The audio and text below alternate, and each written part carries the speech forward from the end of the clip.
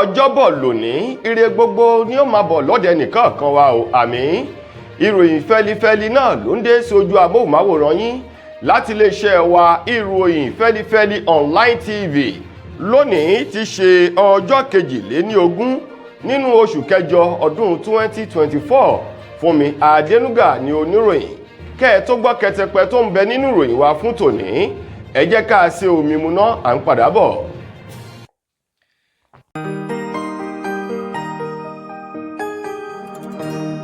Ìròyìn Feli-feli TV, àjààbálẹ̀ làwọn ìròyìn ti wà, máa wò lóòrèkóòrè.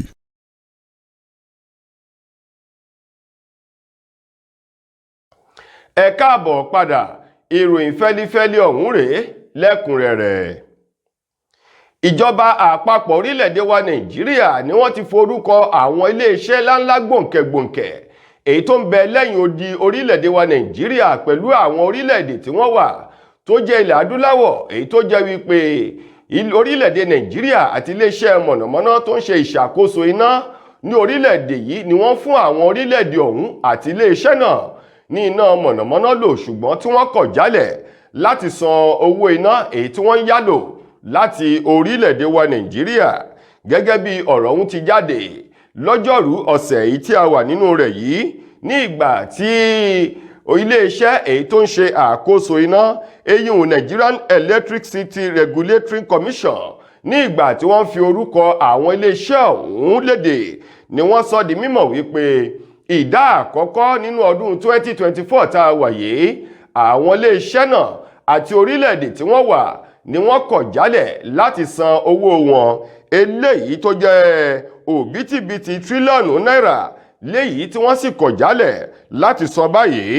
Èyí tí orílẹ̀-èdè wa Nàìjíríà fi sọ yìí pé bí wọ́n bá kọ̀ láti san owó ọ̀hún, ó ṣeé ṣe kí orílẹ̀-èdè Nàìjíríà kí wọ́n yọ iná èyí tí wọ́n ń yálò kúrò. Owó náà eléyìí tó ń lọ bíi mílíọ̀nù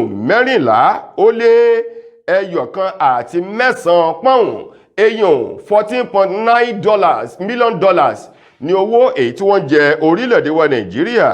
Àwọn orílẹ̀-èdè ọ̀hún ní orílẹ̀-èdè Togo àti orílẹ̀-èdè Benin, tó sì jẹ́ wípé orílẹ̀-èdè Togo ilé-iṣẹ́ ńlá méjì kan ló wà ń bẹ̀, ní orílẹ̀-èdè Benin náà ilé-iṣẹ́ ńlá méjì kan náà ló wà ń bẹ̀, èyí tí orílẹ̀-èdè Nàìjíríà tí wọ́n ń kó iná fún wọn lò nítorí tìkẹ́tìkẹ́. Ṣé Yorùbá bọ̀ wọ́n ní àti jẹran ẹlẹ́dẹ̀ tọ̀ìtọ̀ì, ṣùgbọ́n àti sanwó rẹ̀ ní ó di tìkọ̀tìkọ̀ o. Lákòótán nínú ọ̀rọ̀ èyí tí ìjọba àpapọ̀ lẹ̀ sọ, wọ́n ní bí àwọn orílẹ̀-èdè yìí bá kọ̀ láti ṣe ẹ̀tọ́ wọn kí wọ́n san gbèsè mílíọ̀nù 14.9 $14.19 million, ó lájẹ́ wípé wọ́n ṣetán láti fi ọ̀bẹ rẹ́ iná wọn dànù.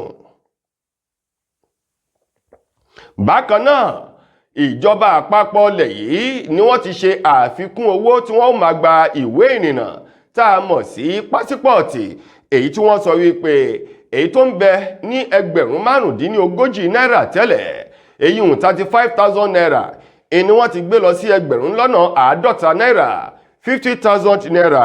Bákan náà, eléyìí tó jẹ́ wípé owó rẹ̀ tẹ́lẹ̀tẹ́lẹ̀ òun ní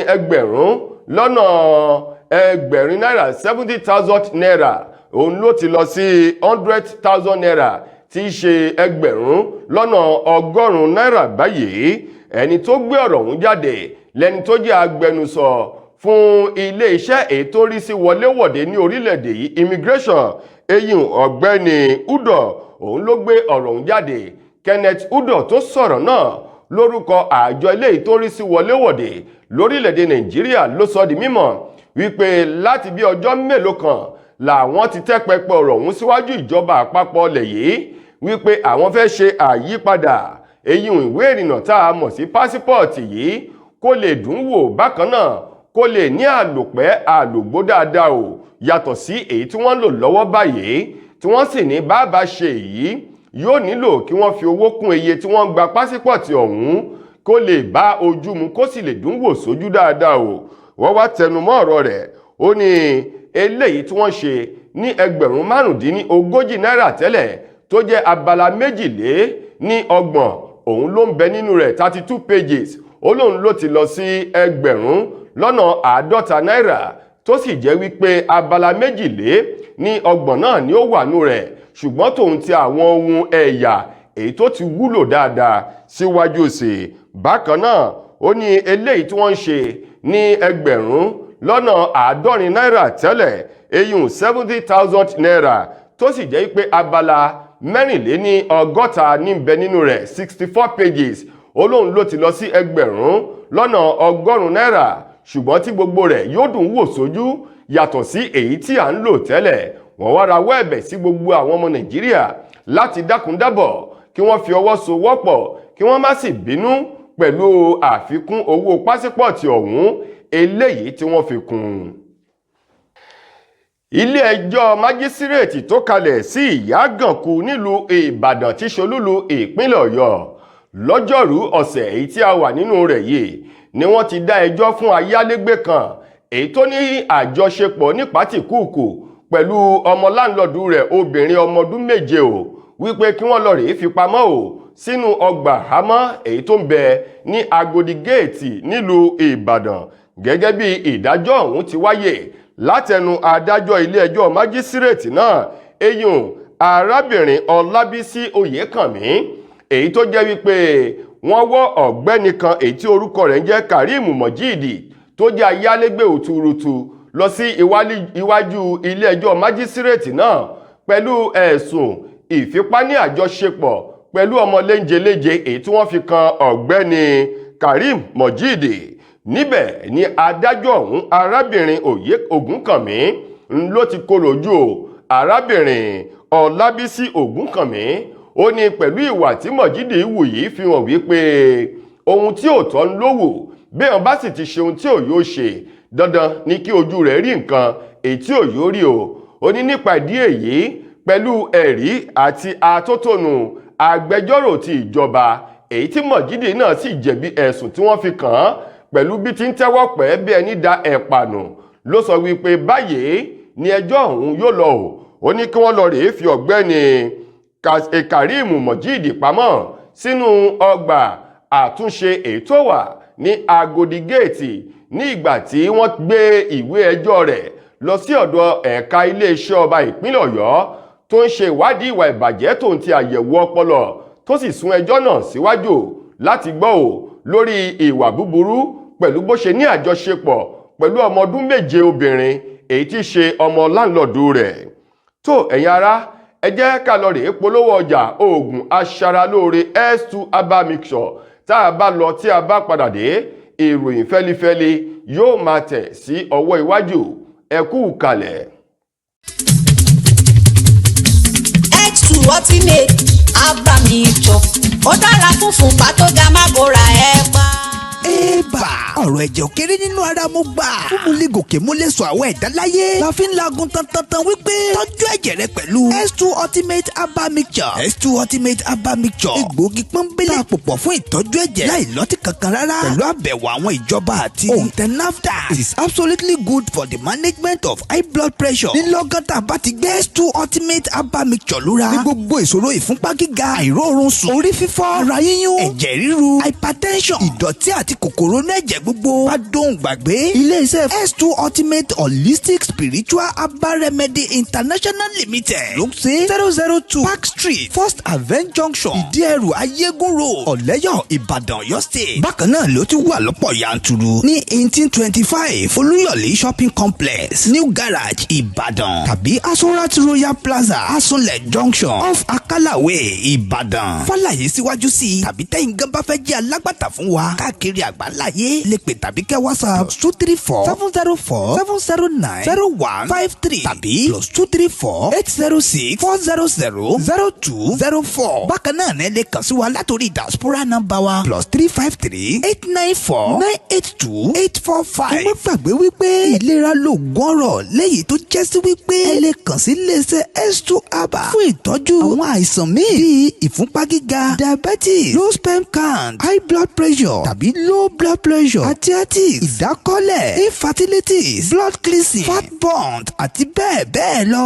S2 Ultimate Herbal Mixture ló ní káwọn yàmàyàmà kò lágọ̀ọ́ ara kálá làáfíà kára wa dá ṣáká. S2 Ultimate Herbal Mixture náà ń wí ọjọ́ ti dẹ̀ náà jọra bá ti ọ̀lẹ́. Ẹ káàbọ̀ padà. Mo lérò wípé ẹ ti gbọ́ ìpolówó ọjà S2 Herbal Mixture, oògùn tá a fi ewé àti egbò ilẹ̀ wa kójọ tó sì dáa fọ́kùnrin tó ń tóbìnrin. Ẹ lọ sí àwọn ilé ìtajà èyí tí ẹ ti gbọ́ ìpolówó rẹ̀ kí ẹ lọ rèé mú tiyín bẹ̀ lónìí. Ìròyìn fẹlifẹli ṣì ń tẹ̀ sí ọwọ́ iwájú. Gbajúgbajà òǹkọrin tàkasùfé tí í ṣe ọmọ orílẹ̀-èdè wa Nàìjíríà, Ayọ̀dèjì Balógun tí gbogbo èèyàn mọ̀ sí Wizkid, òun mà ló ti sọ wípé ká ní òun ò kọrin tàkasùfé èyí tó gbóhùn já gbangba tí gbogbo ayé sì fi mọ̀ òun báyìí. Ó ní ó ṣeéṣe ò kó jẹ́ bọ́ọ̀lù aláfẹsẹ̀gbá lòun yóò máa gbà.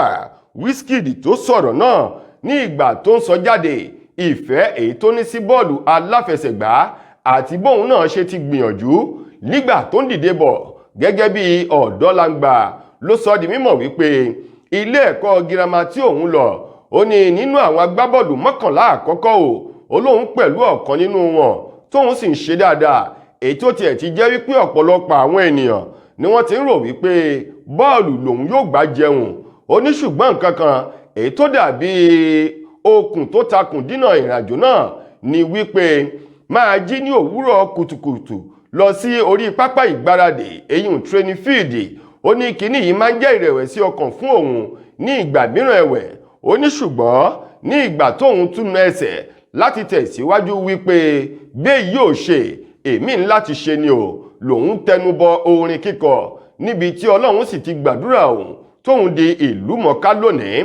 Lákòótán nínú ọ̀rọ̀ Wizkid, ó gbé oríyìn fún gbogbo àwọn agbábọ́ọ̀lù pàápàá jù tí ṣe ọmọ orílẹ̀-èdè wa Nàìjíríà àti ọmọ ilẹ̀ adúláwọ̀ àti lágbàńlá ayé fún ipa ribiribi tí wọ́n ń kó pẹ̀lú bí wọ́n ṣe bó ṣe jẹ́ wípé àwọn ìfarapa wà ń bẹ̀. Ó lámọ̀ wọ́n ń ṣojú orílẹ̀-èdè wọn. Ó nínú òun dùn, òun sì fi àdúrà àti oríyìn tì wọ́n lẹ́yìn gẹ́gẹ́ bí Wizkid bó ti sọ ọ̀rọ̀ ọ̀hún. Lákòótán nínú ìròyìn wa fún tòní, ọ̀kan nínú àwọn olùkópa nínú bíbí Nàìjà eléyìí tí wọ́n ti ṣe sẹ́yìn tó sì já ewé olúborí tí ṣọmọ ìpínlẹ̀ Ògùn Lẹ́kàn òun mà ló ti pe ọ̀kan nínú àwọn akẹgbẹ́ rẹ̀ tí wọ́n jọ ń kọ orin tàkasùfé tó tún jẹ́ DJ Neptune wípé kó dákun dábọ̀ wá san owó iṣẹ́ ọ̀yà tóun ṣe fún kó wá san fún òun gẹ́gẹ́ bí Lẹ́kàn bó ti fi ọ̀rọ̀ ọ̀hún sórí ìkànnì ayélujára rẹ̀ níbi tó ti ń sọ wípé òun pẹ̀lú DJ Neptune òun bá ṣe orin kan eléyìí tí òun sì fi ọ̀pọ̀lọpọ̀ adùn ohùn orin sí, tí orin náà tó sì jẹ́ ọ̀kan nínú àwọn orin àtẹ́wọ́gbà látọwọ́ àwọn olólùfẹ́ rẹ̀ àti àwọn olórin tàkasùfé ní àgbáńlá ayé ó ní pẹ̀lú ìlérí àti àdéhùn wípé DJ Neptune yóò fún òun lówó iṣẹ́ náà. Ó ní láti bí ọdún 4 báyìí tí àwọn ti tún orin ọ̀hún ṣe tá a mọ̀ sí remix. Ó ní láti ìgbà náà lòun ti ń pe DJ Neptune tó ń fi èní dá ọ̀la fi ọ̀la dá ọ̀túnla. Ó lámọ̀ báyìí òun bẹ DJ Neptune ìpè kó jọ̀ọ́ nítorí wípé ká má bàá jìyà láṣeyá má jìyà lọ́fà. Ó nítorí iṣẹ́ orin tóun ṣe yìí jẹ́ ọ̀kan nínú àwọn nǹkan tó ń fún òun ní jíjẹ àti mímu èyí tí òun tún fi ń bọ́ ẹbí òun Lẹ́kàn wá bẹ DJ Neptune wípé bàbá jọ̀wọ́ bá mi san owó ọ̀yà iṣẹ́ tí mo ṣe fún ọ kí àjọṣepọ̀ ìfẹ́ àti ọ̀rẹ́ tí ń bẹ láàrin wa kó lè máa tẹ̀síwájú gẹ́gẹ́ bí Lẹ́kàn bó ti bẹ DJ Neptune lórí ìkànnì Instagram àti X rẹ̀ èyí tó fi léde. Ẹ̀yin ará, ìròyìn fẹ́lifẹ́li kò ní jù báyìí lọ láti iléeṣẹ́ wa ìròyìn fẹ́lifẹ́li online TV. Títí dìgbà míì tẹ́tù máa láǹfààní láti gbọ́ wa. Mo gbà á ládùúrà wípé ìbànújẹ́ ò ní kàn wá, ọjọ́ ayọ̀ wa yóò kò láṣẹ Lédùà. Fúnmi Adénúgà lẹni tó mú ìròyìn wá sí ojú amóhùnmáwòrán yín. Ẹ ṣeun gan ni o.